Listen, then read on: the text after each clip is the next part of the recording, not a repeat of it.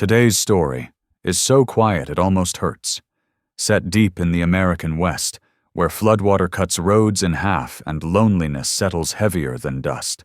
This is a land where storms don't just destroy homes, they force strangers onto the same path. It all began with one small moment. A woman stepping into an abandoned barn during a rising flood.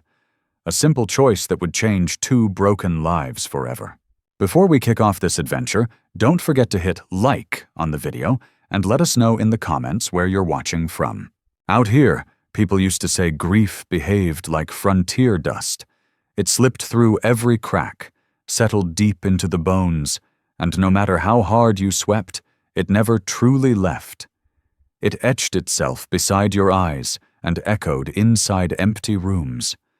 But Vera did not come west to clean away sorrow. She came to hide from it.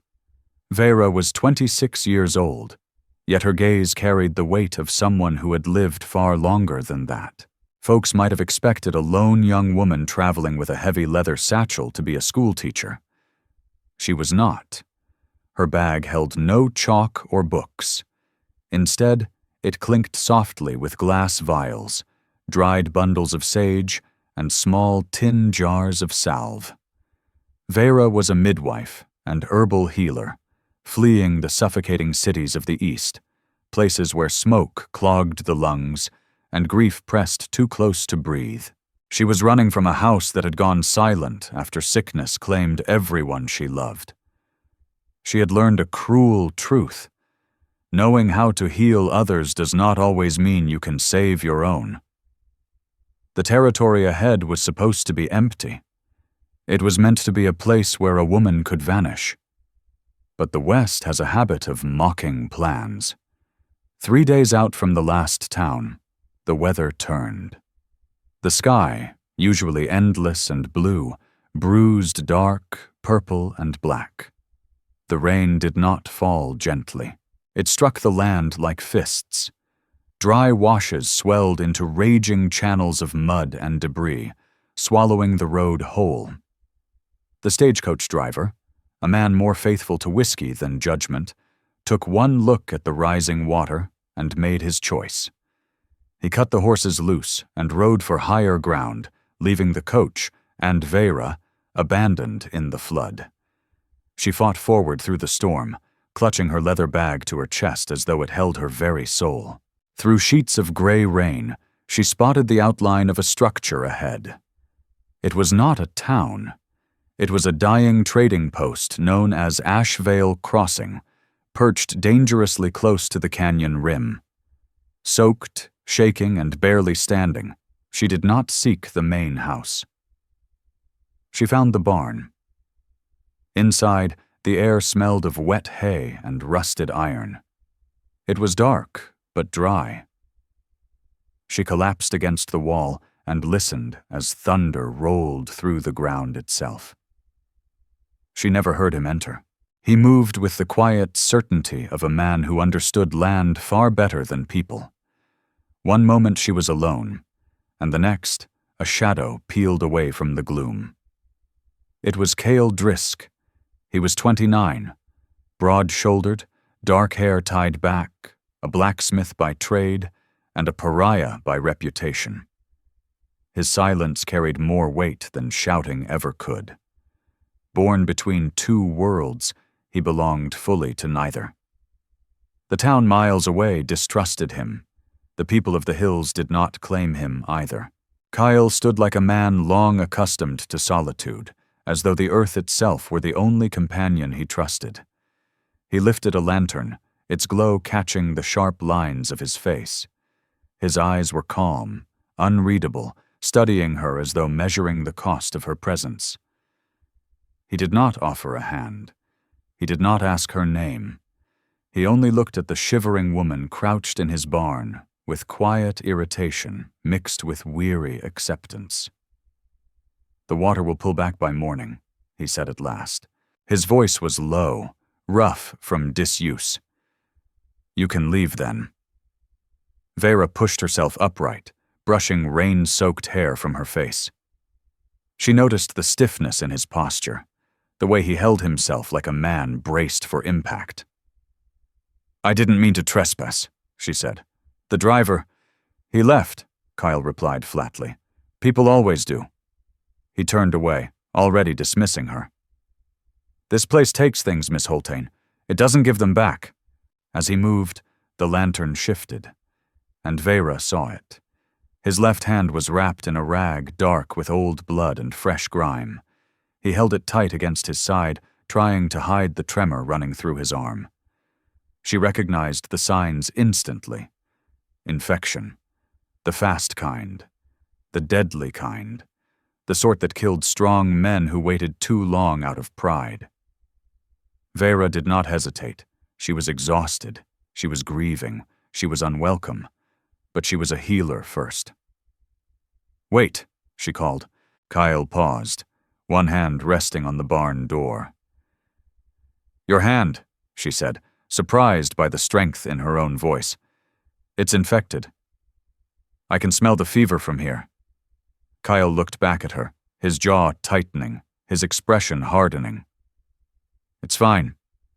"It isn't," Vera Holtain answered, lifting her leather satchel. The soft clink of glass inside it rang sharp in the sudden hush between thunder strikes. She stepped forward into the lantern's glow. "If you leave it another day, you'll lose the hand. Maybe the whole arm." Kyle Drisk stared at her. He was accustomed to people watching him with fear or mistrust. He was not accustomed to this, a stranger, a woman armed with nothing but herbs and resolve, looking at him as if his pain were simply a problem waiting to be solved. "You ought to save your strength for walking back out of here," he warned, his tone cutting. Vera held his gaze without flinching. She saw the barrier he'd built around himself, laid brick by brick over years of silence. She recognized that wall. She had built one just like it. Reaching into her bag, she drew out a clean strip of linen and a small vial of antiseptic. She studied his injured hand, then lifted her eyes to meet his guarded stare. "Then it's a good thing," she said quietly, "that I didn't come here to take anything." The storm did not end. It merely shifted its mood. At times it struck the tin roof with furious force. At others, it wept, a gray curtain that blurred the world beyond Ashvale Crossing into smeared water and rising riverbanks. Vera was stranded. Worse still, she was stranded with a man who watched her like a spirit he had never invited inside and did not know how to drive away. For the next 2 days, Kyle spoke little.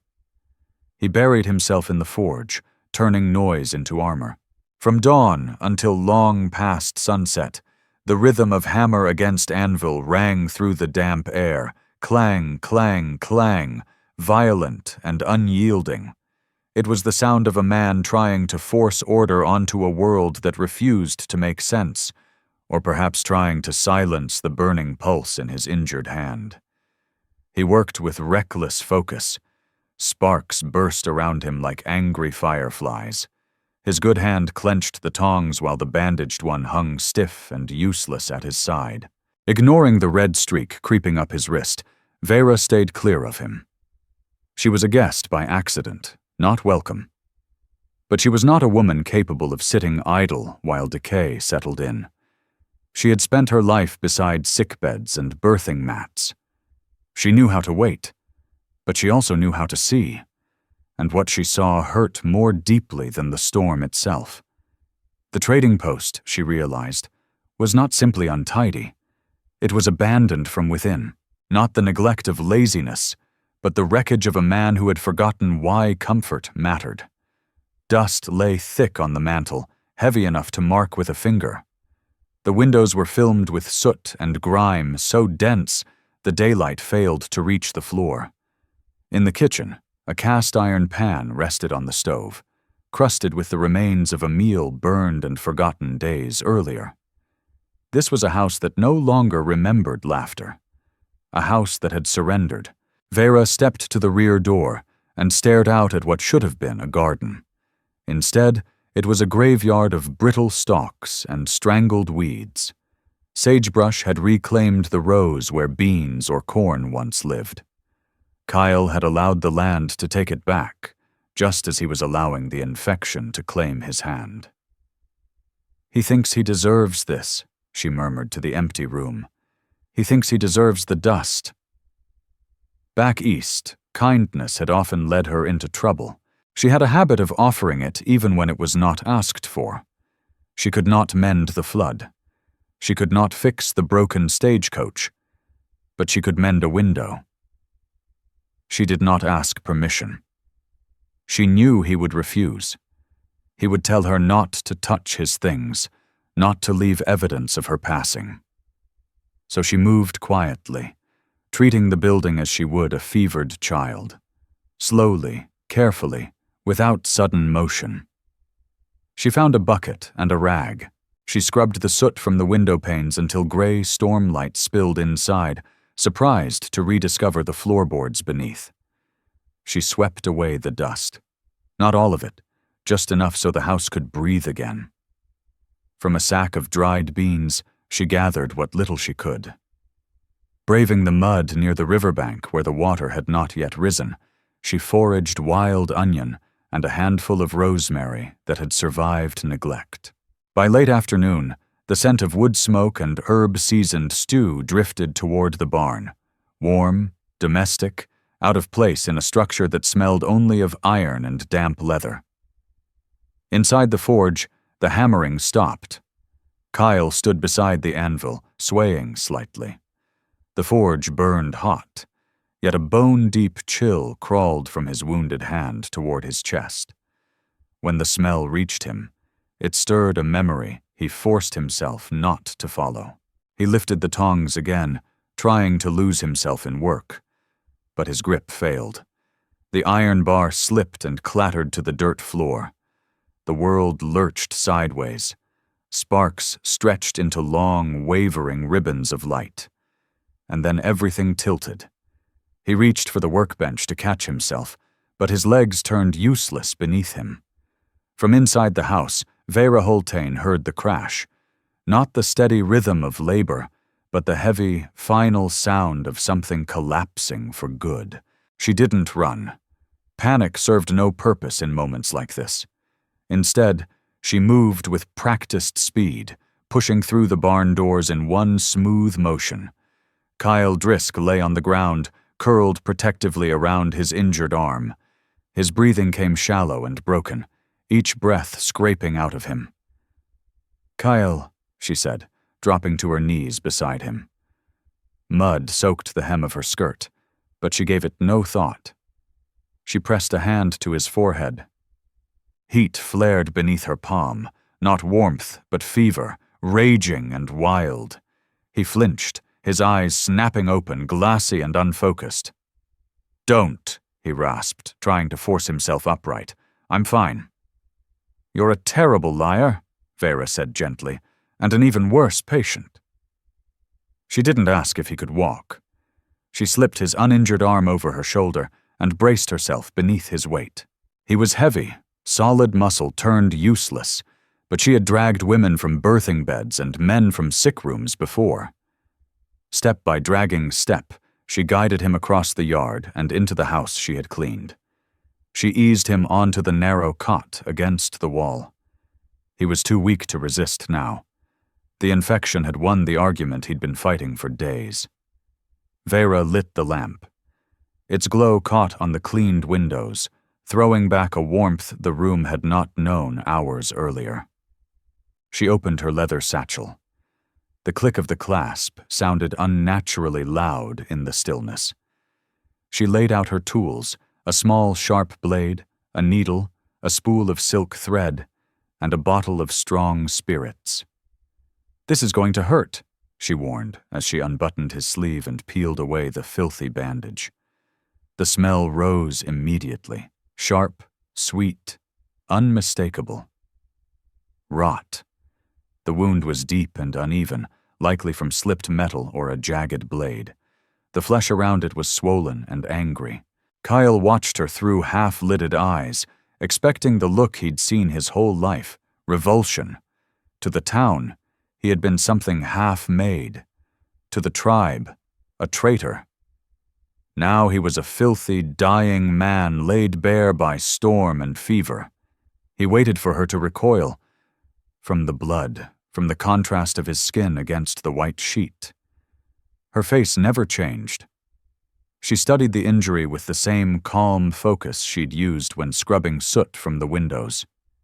It was not something shameful. It was something that needed tending. "I have to drain it," she said, pouring spirits over the blade. "Then I'll stitch it closed." She glanced up briefly. "If you scream, I won't mind. The wind's loud enough to keep your secret." She began. Kyle hissed as the blade cut. His back arched, teeth clamping down so hard his jaw trembled. Pain flared white and blinding. "Breathe," Vera ordered, never lifting her eyes from her work. Her hands were steady, cool against his burning skin. "Listen to me. Kyle, listen to my voice." She threaded the needle. "Do you know the story of the goat and the mountain lion?" she asked, her tone slipping into the slow cadence of a practiced tale, a healer's trick. "No," he groaned through clenched teeth. "There was a goat," she said as the needle pierced tough skin. He jerked, but she held him firm. "A foolish one. Thought he could outrun the sunset. Climbed too high, where the air thins and the rocks cut sharp." She pulled the thread through. 1 stitch. "He found himself trapped on a ledge," she continued softly, "and a mountain lion found him there. The lion said, 'I have you now. There's nowhere left to go.'" 2nd stitch. Cale wasn't listening to the story anymore. He was listening to her breathing, to the calm rhythm of it, watching the loose strand of hair fall against her cheek, watching her fingers work through his blood without hesitation. "The goat looked down," she said, voice weaving around the pain, then looked back at the lion. He said, "You can eat me, that's true, but then we both fall. Or you can let me stand on your back, and we both climb out." 3rd stitch. The worst of it passed. "Did the lion do it?" Kyle whispered, his voice hoarse as the pain dulled into a deep throb. Vera tied the knot and cut the thread. When she looked up, her eyes met his. Blue, not the hard blue of winter ice, but the deep, patient blue of a river running slow and strong. "I don't know," she admitted with a tired smile. "I never finished the story. I suppose it depends on whether the lion was hungry or lonely." She wrapped his hand in clean linen, layer by careful layer. Kyle sank back into the pillow as the fever finally began to loosen its grip. He studied the room. The clean glass, the swept floor, the woman wiping his blood from her hands as if it were nothing more than dirt from a garden. Only then did he understand. She hadn't just cleaned his home. She hadn't just sewn his flesh. She had touched him, truly, without fear, not as a monster, not as a charity case, but as a man who was bleeding. "The lion," Kyle murmured as sleep pulled him under. "He let him climb," Vera replied softly. She watched him breathe, slow and steady. She drew a quilt over his shoulders and tucked it close. "Rest," she whispered. "The water will fall when it's ready. And until then, you're not alone." Outside, the wind howled like a living thing, slamming itself against the walls of Ashvale Crossing. But inside, for the first time in many years, the fire in the stove burned steady. The room seemed to exhale, as if the building itself had decided to rest. The house held still, quiet, warm, and mended. They say a river never asks permission when it rises. It simply claims the space it needs, swelling until the banks surrender. In the days after the storm, Ashvale Crossing became an island surrounded by churning brown water. The eastern road vanished completely. The western trail turned into a sucking mire that would swallow a horse to its knees. Vera Holtein and Kyle Drisk were trapped. Two people, strangers, really, moving carefully around one another within the dim orbit of the trading post. Isolation has a way of stripping away manners and masks. When there is nowhere left to go, the truth of who you are eventually shows itself. On the third morning, the silence broke not with sunlight, but with a sound at the door. It was not a knock. Too soft for that, too uncertain. It was the sound of a body leaning against wood, seeking balance. Kyle was at the window instantly, his movements sharp despite his healing hand. He peered through the glass Vera had cleaned, his posture tightening into that familiar line of defense. "Don't open it," he said low. Vera looked up from the table where she was sorting dried willow bark. "There's someone out there." "Not just someone," Kale replied, stepping away from the window as if the glass itself might betray him. "Strangers, travelers, Apache."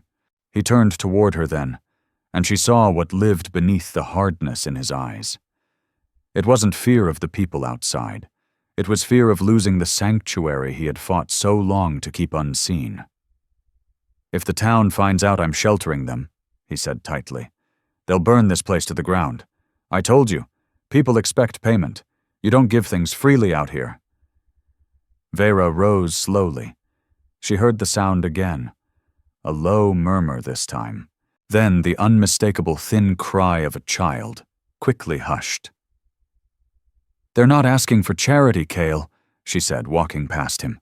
"They're asking for shelter." She paused beside him. She could smell iron and wood smoke on his shirt.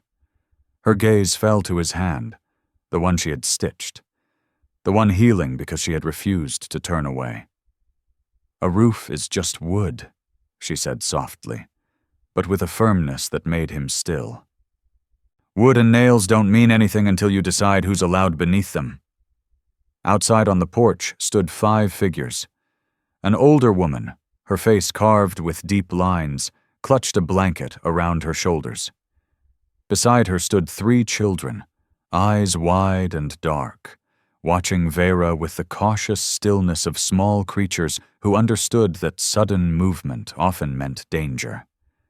Behind them stood a younger woman, trembling, clutching a bundle of woven baskets. All of them were soaked through, river mud clinging to their hems. They did not ask to come inside. They simply waited to be told to leave. Vera did not speak their language, not truly, but she understood the language of mothers, of healers.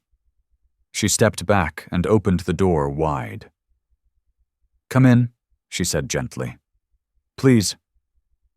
They hesitated, glancing past her toward Kyle, who stood in the shadows with his arms crossed, his expression unreadable. The older woman met his gaze. Something passed between them, an understanding of cost, what it took to ask, what it took to allow.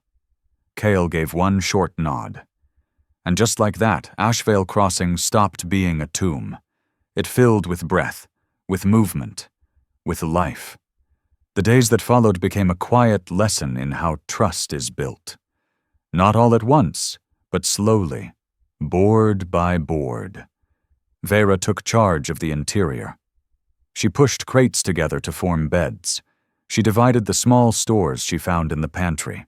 She expected distance from the Apache women, but the storm had flattened old boundaries. The elder, whose name was Saya, watched Vera as she worked with her vials and herbs. Vera was grinding willow bark to ease fever when Saya approached, her steps silent across the floorboards. The older woman reached out and brushed her weathered fingers across the dried rosemary laid on the table. She spoke quietly in her own tongue, then pointed toward the rain-dark desert beyond the windows. She mimed another plant, a low bush with yellow blossoms and a sharp, resinous scent. Creosote. Vera smiled in understanding. "For infection?" she asked, tapping her own hand. Saya nodded. Saya gave a slow nod. From within the folds of her blanket, she drew out a small leather pouch filled with dried leaves. She placed it carefully beside Vera Holtain's glass vials. It was an exchange, a crossing point. For the rest of the afternoon, the two women worked shoulder to shoulder. They shared no common speech, yet they understood one another perfectly through the language of the land. Saya showed Vera which roots carried stored warmth from the sun, strong enough to ease a chilled chest. In return, Vera demonstrated how she distilled spirits to cleanse a wound.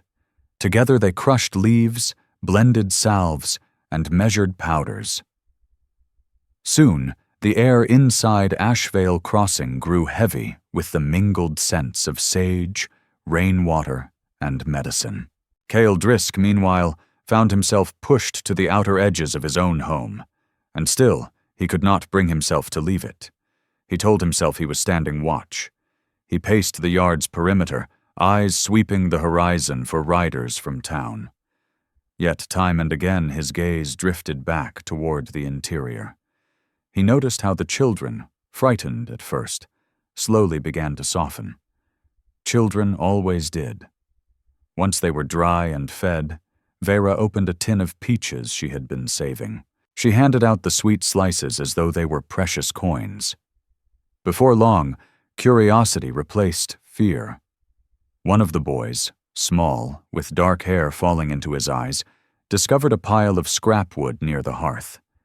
He lifted a piece, turning it in his hands, imagining it as a horse, galloping it across the floorboards. Kyle watched him. He remembered being that small once, remembered how the world had felt too large and too sharp to face without flinching. Without speaking, Kyle lowered himself onto a crate near the fire. He drew his knife from his belt, no weapon now, only a tool, and picked up a block of soft pine. The children fell silent. They watched him. Kyle did not look back. His attention stayed fixed on the wood as curls shaved away beneath the blade, spiraling down like pale ribbons. Despite the bandage on his left hand, he worked with patient precision. Slowly, a form began to take shape. Not just a block of wood, but a creature. A coyote, seated on its haunches, head tipped toward an unseen moon. When he finished, Kyle brushed away the dust and placed the carving on the floor between himself and the children. He did not offer it. He did not explain. He simply left it there, an offering that asked for nothing in return. The boy crept forward, snatched the wooden coyote, and darted back to his sisters. His face split into a wide, triumphant grin. Kyle didn't smile, not fully, but the hard line of his jaw softened.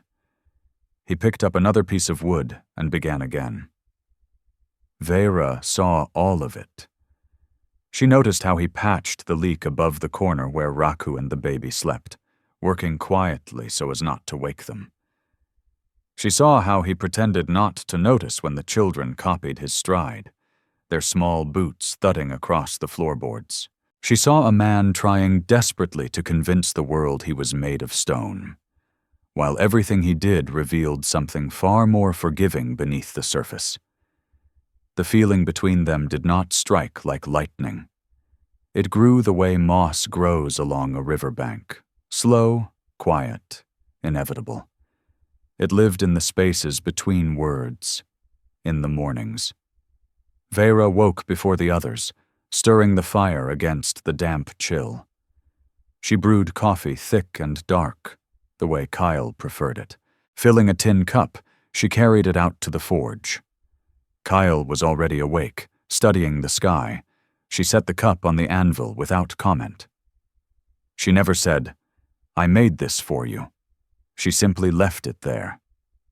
Kyle, a man who had lived years expecting nothing, would lift the cup, wrap his hands around its warmth, and close his eyes for just a moment. A small ritual of home in a life that had long been untethered. "The water's dropping," he said one morning, staring out across the muddy yard. Slowly, Vera replied as she joined him. She did not look at the river. She looked at him, the fatigue etched beneath his eyes, the strength still held in his shoulders. "They'll leave soon," Kyle said.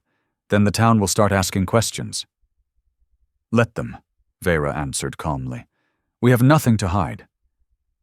"We," he repeated, glancing at her. The word lingered between them, unfamiliar, weighty. He had lived his life speaking only in I. "Yes," she said, steady and sure. "We." That evening, the air shifted. The rain finally ceased, leaving the world washed clean and smelling of wet earth. Inside Ashvale Crossing, peace settled gently. The children slept near the hearth, tangled in blankets and limbs, breathing softly in the firelight. For the first time in a long while, the night did not feel empty. Saya had drifted into a light sleep in the chair. Vera Holtain stood beneath the rafters, arms raised, trying to hang the bundles of fresh sage and creosote they'd gathered before nightfall. She balanced on a wobbling stool, stretching onto her toes, fingers straining to loop the twine over a high beam. "Careful." The low voice came from behind her. Vera stilled. Kyle Drisk stood there. She hadn't heard him approach. He wasn't touching her, but his presence pressed warm and solid at her back, close enough to feel. "I've got it," she said, though her arm trembled with the effort. "You're going to fall," he replied. There was no judgment in it, only truth. He stepped nearer, reached up.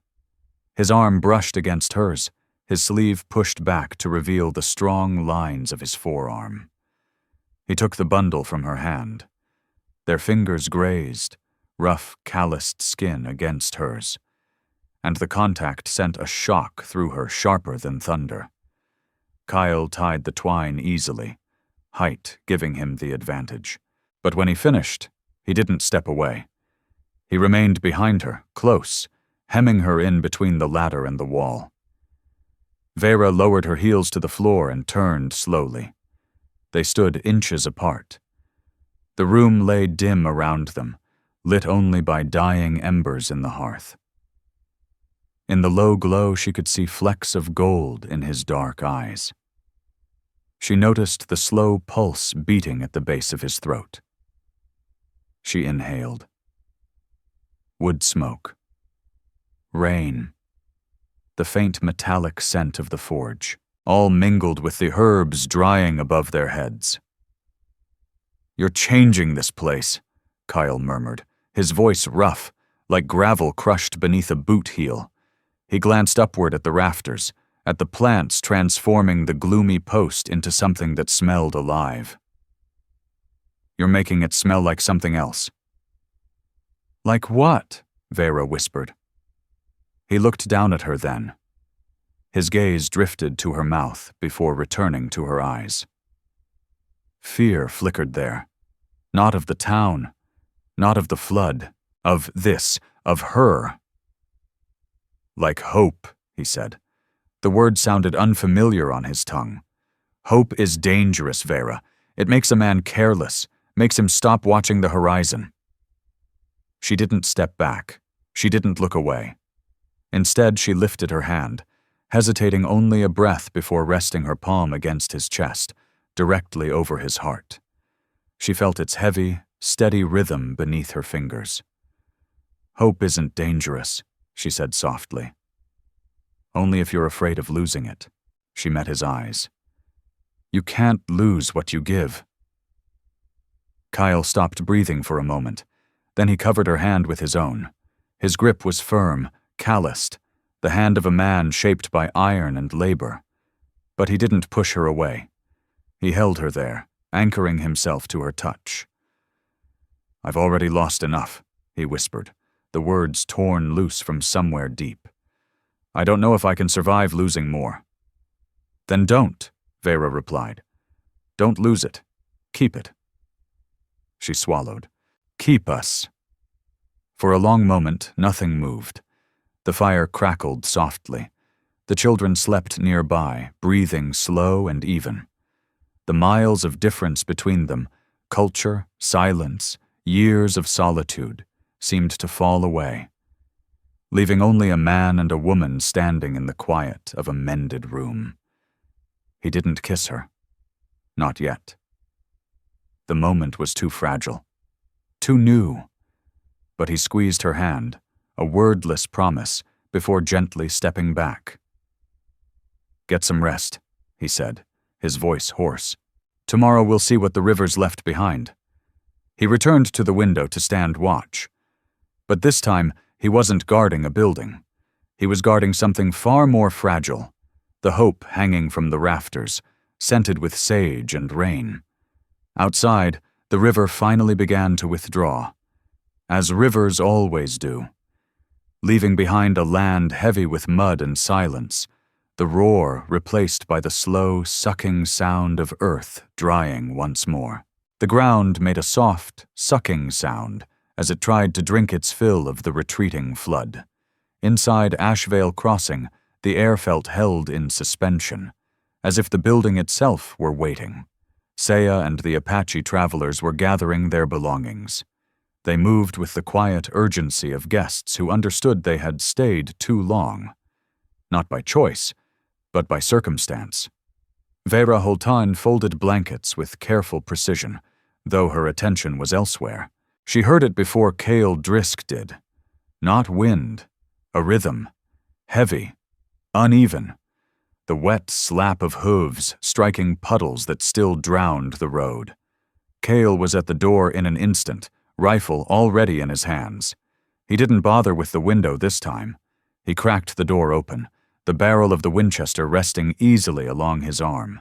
His body tightened, a bow drawn so far back it trembled. "Stay inside," he ordered without turning. "Bar the door behind me." He stepped onto the porch, boots thudding against soaked planks. Vera did not bar the door.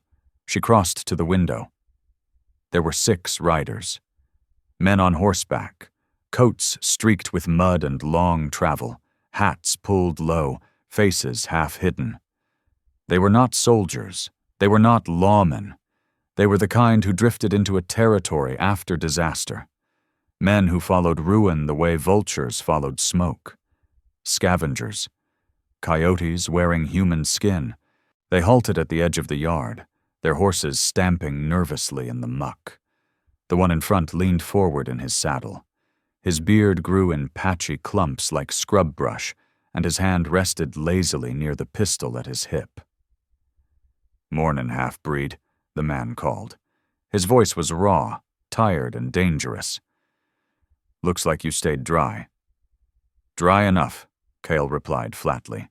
"The road's open. Keep riding." The man chuckled, a dry, rattling sound.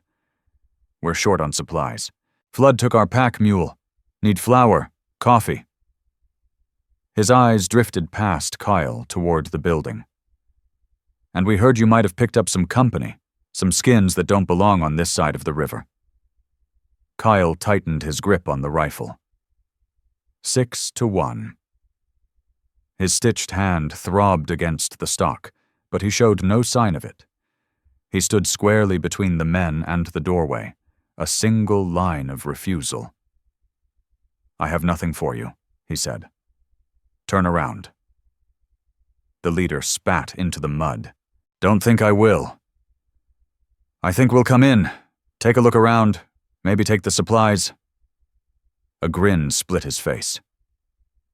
"Maybe take the women." A few of the others laughed, low and ugly. One man slid his revolver from its holster. The air snapped tight, charged with the promise of blood. Kyle raised the rifle. He was ready to die. The knowledge settled in him calmly, the cold arithmetic of a man who had long expected no other ending.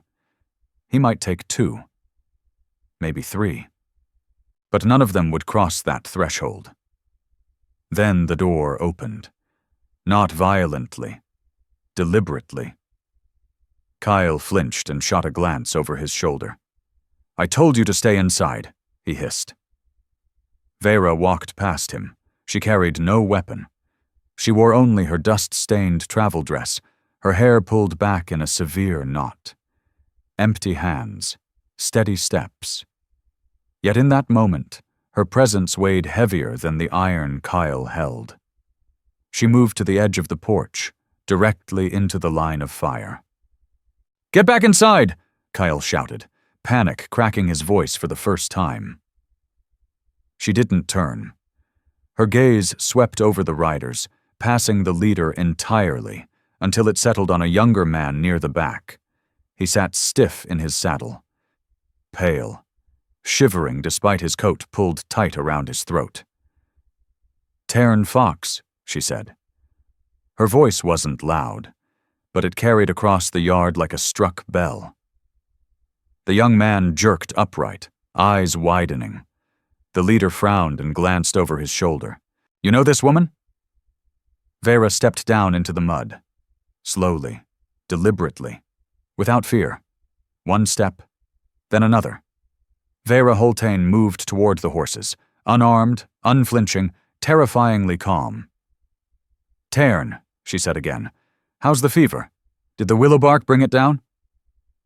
The young man swallowed hard. His fingers tightened around the pistol in his hand before his gaze lifted to her face. Color rushed into his cheeks, shame, hot and sudden. It broke," he muttered. "Ma'am." "Good," Vera said quietly, "because I used the last of my supply on you." She didn't raise her voice. She didn't hurry. 3 days ago, on the road before the rains came, you were shaking so badly you couldn't hold your reins. Do you remember?" The yard went still. The leader glanced between Vera and Taryn Fox, confusion cracking the rhythm of violence he'd been building. "You helped him?" the man asked. The edge had dulled in his voice. "She stopped the wagon," Taryn said quickly. "Gave me the medicine. Didn't ask for a single coin." Vera stood in the mud, the hem of her dress soaked dark. She lifted her eyes to the leader. "I wasted my kindness on him," she said evenly. "At least, that's what people say out here." She gestured lightly with one hand. "They say you shouldn't give things freely in this territory." A pause. "But I did." Her gaze hardened. "And now I'm asking for something in return." She pointed toward the road. "Leave. These people are my guests. This man is my friend." Her voice did not rise. "And you are riding away." The leader looked at Cale Drisk, still holding the rifle, though it had lowered without him realizing it. Cale stared at Vera as though he were seeing her for the first time. The man's gaze slid to the Apache faces watching from the windows, then back to Taryn, who slowly returned his pistol to its holster, unable to meet anyone's eyes. Violence required blindness. You had to see an enemy, not a person. Vera had stripped that blindness away. "Hungry," the leader muttered. But it wasn't a threat anymore, just a complaint. "There's a town 10 miles east," Vera said. "They've got a general store. Go there."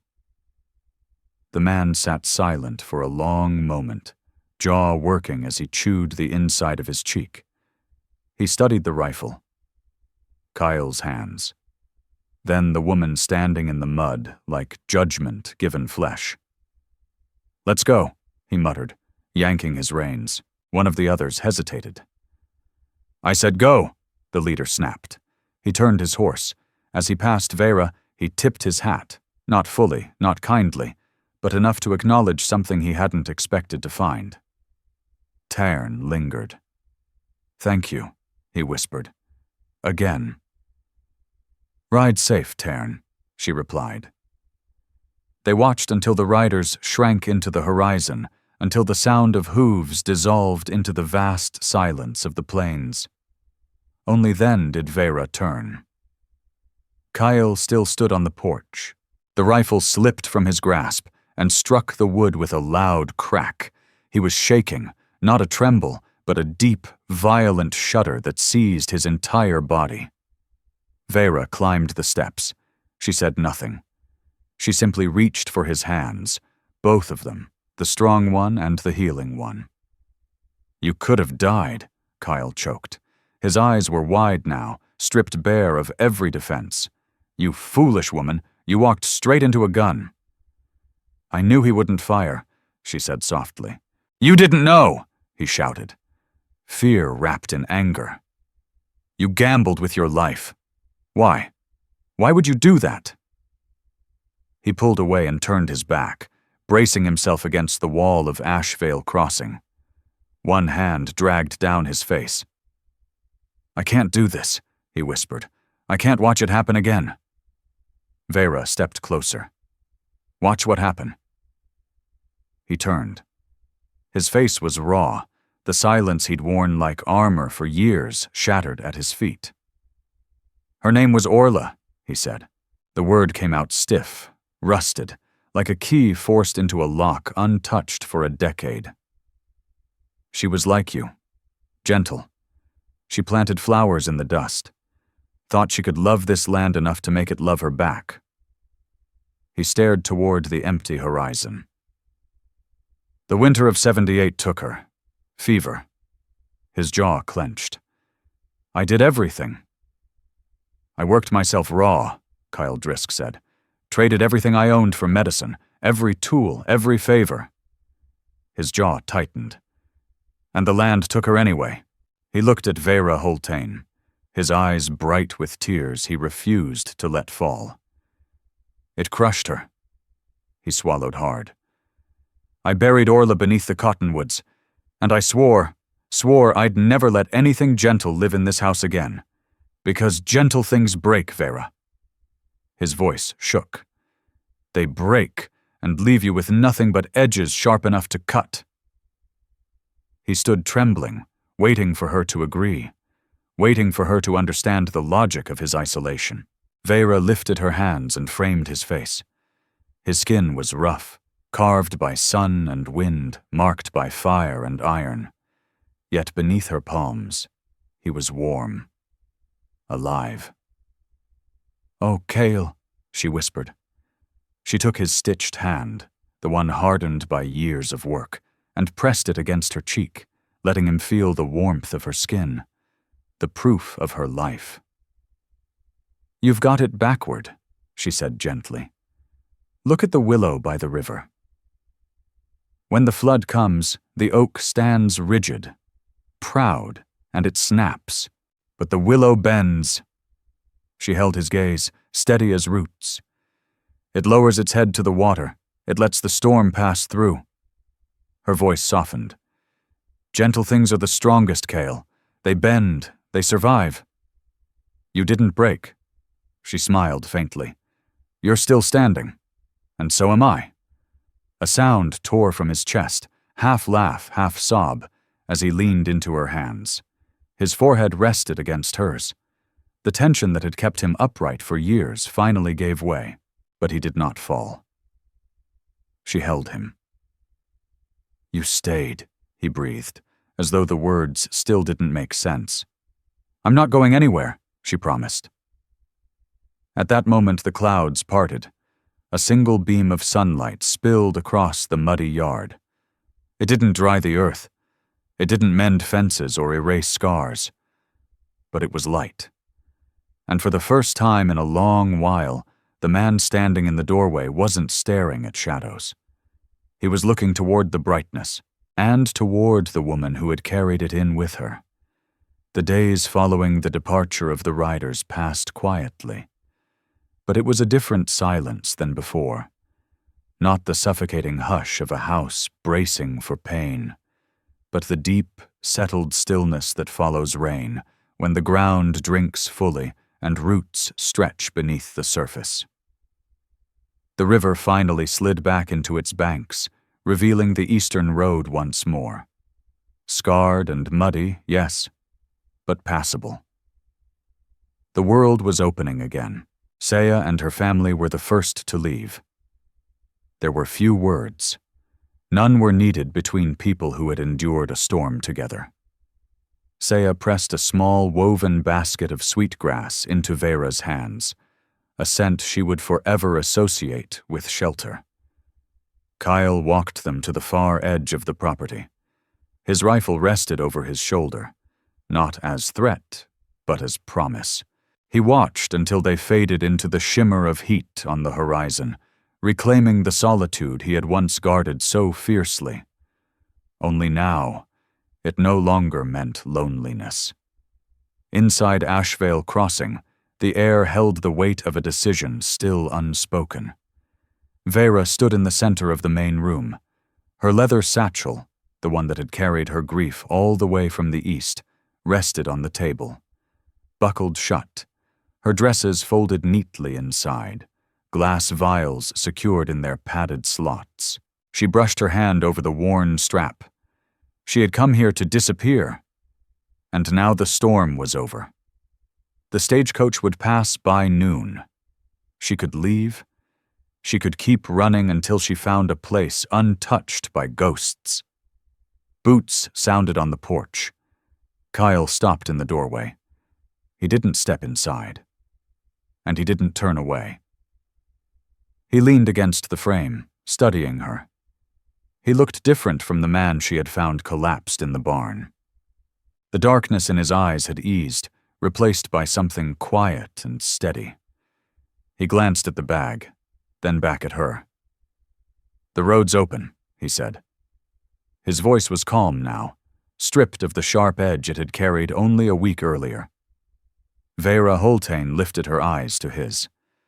She searched his face for the man who had once told her this land only took, never gave. "It is," she answered quietly.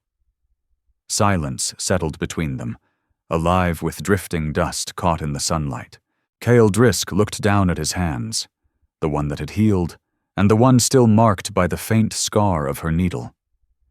A permanent reminder of the day she refused to let him fade away. His gaze moved to the yard, the broken fence sagging under its own weight. The garden choked with weeds, yet pushing through them, the first green shoots from the seeds she had planted. "I've got a lot of work to do here," he said at last. His voice was rough, thick with a feeling he didn't dare name. "The fence needs fixing. The roof needs tar. The garden needs turning." He paused, then looked back at her, his heart laid bare in his eyes. "I can't do it alone." Vera glanced at the satchel resting on the table. She imagined the empty road stretching east, the crowded cities she had fled, all noise, smoke, and unfamiliar faces. Then she looked at the man in the doorway, the man who had carved a wooden coyote for a frightened child, the man who had shown her his grief and had not turned away from hers. A slow smile curved her lips, warm as morning sunlight. "You'll need help," she said. Kyle released a breath he hadn't known he was holding. Relief passed through him like a quiet tremor. Vera reached for the bag, but she didn't lift it. Instead, she unfastened the buckle. With a firm click, she opened it. She removed the first vial, lavender oil, and crossed the room to the wall near the window. A new shelf of smooth, freshly sanded pine waited there. Kyle had built it while she slept. It had been waiting for her. She placed the vial on the wood, then a jar of sage, then the tin of salve. Piece by piece, she unpacked her life, setting it gently into the heart of the home she had never meant to find.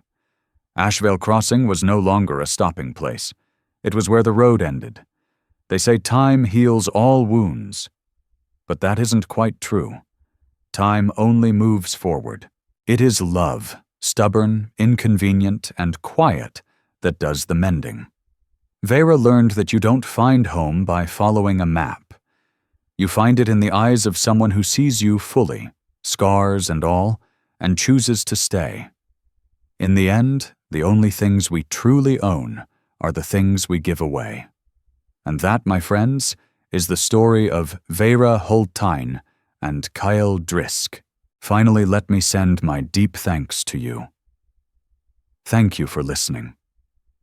If this story has touched your heart, I invite you to stay with us to discover more true tales of the Wild West. Stories that honor resilience, tenderness, and the spirit that God placed in those who blazed the trail. Subscribe, share. Leave your thoughts in the comments, and join us once again to journey across this untamed land. Thank you. Aviso legal/disclaimer. These stories are crafted purely for entertainment and may contain imaginative additions or dramatic interpretations inspired by old frontier eras. We use AI-based resources, voice, imagery, and drafting as part of our creative process. But every final detail is carefully reviewed and shaped by human effort to preserve emotional depth and authenticity. We strictly follow YouTube's rules regarding AI-generated content and refrain from deepfakes, altered identities, or misleading representations. All images, sounds, and related materials are lawfully obtained. Please do not reuse, modify, or distribute any portion of this content without written permission. Thank you for valuing creativity, respect, and original work.